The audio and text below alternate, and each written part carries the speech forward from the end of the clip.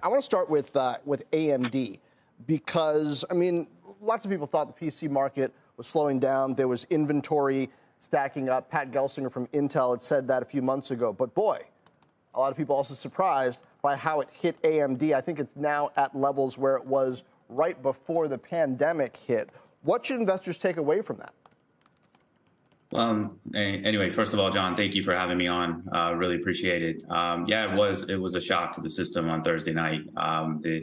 Not the direction necessarily, as you point out, the PC market has been weakening.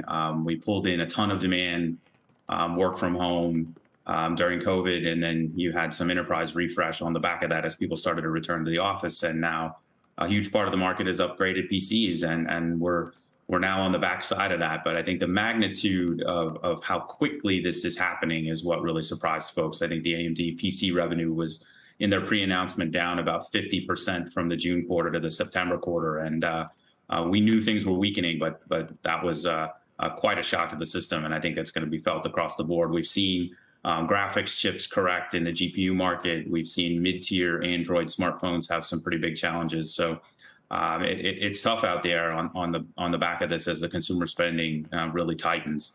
On the flip side, these are quality franchises. I mean, AMD has more than 50% growth in their server business, a much more diversified portfolio with Xilinx now done as an acquisition. And the last sort of PC market correction, we were in single-digit operating margins for AMD. And even with a huge correction in the PC market, they're still printing solid growth on a year-over-year basis and are in the mid-20s at an operating margin. So it's a much different company than it was in the past. But yeah, that was a tough set of news we got the other night.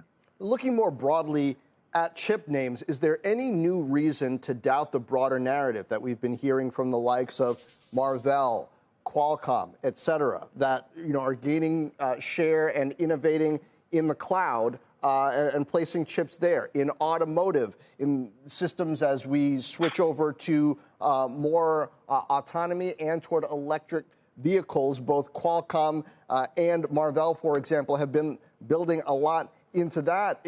Isn't that more of a 3 to 5 year and beyond perspective? And if we're to believe that that's right, are these stocks trading at a significant discount to where they otherwise might be?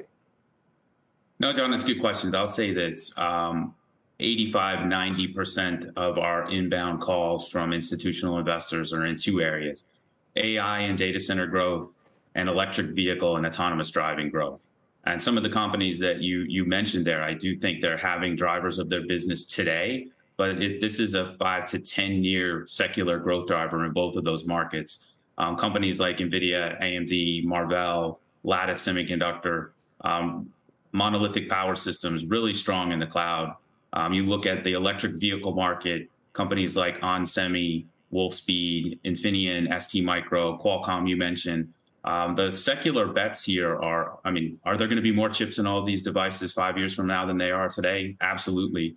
The way that we've described sentiment right now is very different. However, you have some of this consumer spending is seizing up. You have worries about interest rates and what that might do to the automotive market. And the way I would describe sentiment when we speak to investors is, yes, all of these companies are probably undervalued where they're trading today, but you step in first because I don't want to. And that's kind of where we are sentiment-wise. Speaking of near-term pressures, you've also got the export restrictions. We've been here before, and China did not retaliate. Do you think that this time will be any different? How could they retaliate? It's a bit of a Pandora's box, Deidre, to be honest. I think that the United States and Western companies have invented most of the critical technologies all across the semiconductor industry, from software to libraries to semi-cap tools and manufacturing IP. And the United States is continuing to gradually restrict those out of China. And I think as a citizen, it's the right thing to do, but it does create headwinds and uncertainty around some of the companies operating in these spaces. These are unique technologies that only a few companies and the best ones in the semiconductor market have globally, but they're critical for all types of growth, both militarily, scientific discovery, financials, consumer electronics.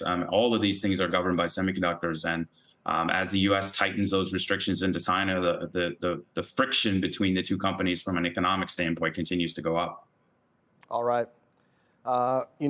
It's important information to start the week. Matt Ramsey from Cohen, thank you.